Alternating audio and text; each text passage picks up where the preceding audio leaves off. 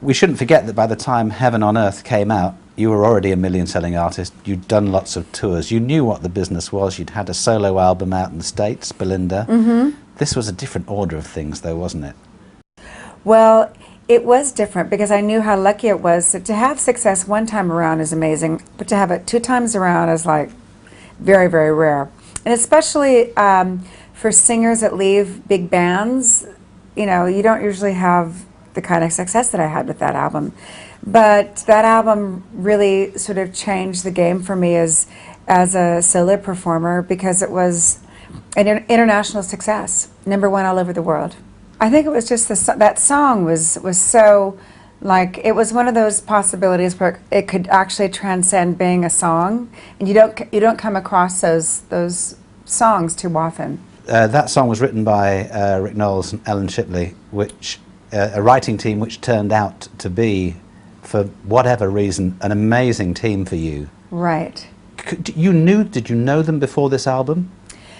No, actually, after I was sort of looking around for a producer for my second album, and I don't know, through the grapevine, and I forgot who it was, but Stevie Nicks suggested that Rick and I would be a great combination. And really, from the first time I met Rick and worked with him, we both knew that it was something was special going on. I remember, you know, Ellen singing and Rick playing the piano, for Circle in the Sound and for Heaven is a Place on Earth, and you know, they were just magical. Did they write those songs because they knew they had you as an artist to work with? Because it seems to me that, of course, we see these songs as being very much identified with you, but there's something they capture in the melody and the lyrics which suits the way your voice can soar. I know. Rick especially, you know, with music and throughout my career and working with him, he wrote songs specifically with my voice in mind. And I guess in some ways I was almost his voice or his, I guess, muse in a way, even though that sounds pretentious. But I don't know what it was about my voice. My voice isn't really particularly one of the best voices around, but it's definitely distinctive. And for some reason, he just really, you know, my voice spoke to him in ways that not really with anybody else except for me, which is, I'm lucky. And so is he. Excuse me? And so is he. And he's lucky too, yeah. Exactly. In that particular opening song on Heaven on Earth, Heaven is a Place on Earth, it's become part of the fabric of people's lives. I guess occasionally you'll still sing it now on tour. And has that song taken on a meaning beyond what you felt when you first had it? I'm not talking about what it might have earned you or being a fundamental building block of your career, but songs take on meanings for artists and their listeners which are not what you thought they'd be. Well, it's kind of what I thought it would be. I mean, that song is kind of defines me in a way as a solo artist, because really that's a song that put me on the map as a you know, as a singer that was, you know, worldwide. So it gave me that success. And like I said earlier, it's one of those songs that transcends being a song. It becomes something else. What did becoming an international star at the very highest level, charting around the world, do to your life? Well, you know, I had it first time around at the Go-Go's. It's like being struck by lightning twice, and I thought, oh, this time, if it happens, I'm going to really enjoy every minute of it. And I think I probably enjoyed it a little bit more, but you know, it was pretty daunting, the whole thing. Everything goes very, very fast, and especially at that time, in video was really sort of taking off. So not only did you have to worry about the actual material, but you know, about how you looked. And in my case, because I photographed a certain way, it was very important. Did you have photographers queuing up to do work with you? Because you did have a very striking image, and you must also have had a very clear idea of how you wanted to be seen. Well, I have a very, very clear, I mean, I know I have a really clear picture of who I am and what I'm about and what I can do and what I can't do. And I had some interesting people that wanted to work with me through the years, and some of them I just felt, because where I come from, I may not look like a punk rocker, but I do. There's like a big part of me that is. And I probably made some really bad decisions because of that, because there's certain producers that wanted to work with me, but I knew it was mainstream, but that little bit of whatever that is, that punk rock in me always kept me from making those kind of super mainstream ideas or decisions. So You did make some great video ideas, video commissioning ideas. Diane Keaton directed a video on this record. Diane actually directed two of the videos. She directed Heaven is a Place on Earth and I Get Weak. What was that like? Oh, she's amazing, and I knew that she was more than capable of directing and being a good director. And coincidentally, she had just done a documentary called Heaven at the same time, so it worked together really nicely, and she's great. Sounds like it was meant to be. It was definitely meant to be, as with a lot of things in my career were just meant to be. Do you learn things, and have you learned things all the way through from working with people like that, like Diane Warren, before you work with somebody and then after somebody has worked on a video or a clip for you? Is there something you take from it that you didn't have before? Sometimes I do. Probably, a lot of times I'm just so in awe that I don't.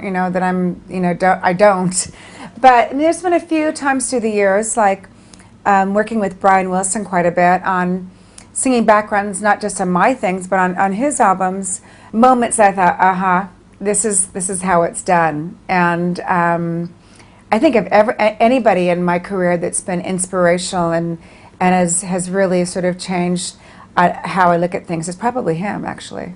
What's really interesting to me on Heaven on Earth, and we will come back to talk about Brian, but you are a songwriter and you've written songs for many aspects of your career, but on this record, this seems to have been about you choosing songs to do that were by the best available songs at the time.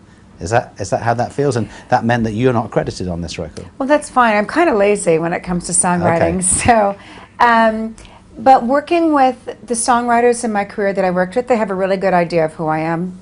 And I really have, like I said, have a really good idea about myself and my taste in lyrics and my taste in melody. So luckily for me, Rick and Ellen and people like Diane Warren have made it very easy for me to, because I know what I like and that's it. There's no gray area, so it's either I like it or I don't. It's either, and if there are gray areas, I don't usually do the song. All or nothing. It's all or nothing. That's the way I am. Yeah. And we should talk a little bit more about Diane Warren, who's formed such an enormous place in the heart of popular music. But we are talking quite a long time ago. She was obviously a great writer then, but she gave you a couple of really important tracks on this record. Yeah, I Get Weak and World Without You, she gave me. And it's funny, when I met Diane, she had a few hits, and I would go up to her office on Sunset Boulevard, and she'd have a little chart and what she was writing, what was being recorded, and very. She probably is a Virgo, I would guess. And then last month I went to go sing a song of hers that I was interested in, and it's so sweet, she's at the same address. And I went up to the floor, and the elevator opens, and it's not her little office, it's a whole floor. And she had the whole floor, so she went from a little cubby hole into a whole floor. And she's an amazing songwriter. She had a really good sense of my voice also, and I remember her sitting at the piano and playing I Get Weak for me and thinking actually she should record the song instead of me, because she sang great. Yeah, she is an amazing talent. Is it true that she has a sort of cupboard of demos of songs not yet cut, and she can... I wish I had the picture of when I walked into the original office. There were literally, it was like something out of Hoarders. There were literally stacks and stacks of cassette tapes. Yeah. Like from floor to ceiling everywhere, and like you couldn't even get across the room. So yeah, it doesn't surprise me. Talking of Brian Wilson, as we were, some of the contributors on this record are interesting and from that world: Michelle Phillips and China and Carney. And who else? BV's Carney Wilson. Oh, Carney, yeah. I mean, it's almost like a sort of, and Thomas Dolby is on the record as well. And Susanna Hoffs. Yeah, it's almost like yeah. a who's who of people who have, you know, beautiful voices and, you know, can really blend with you.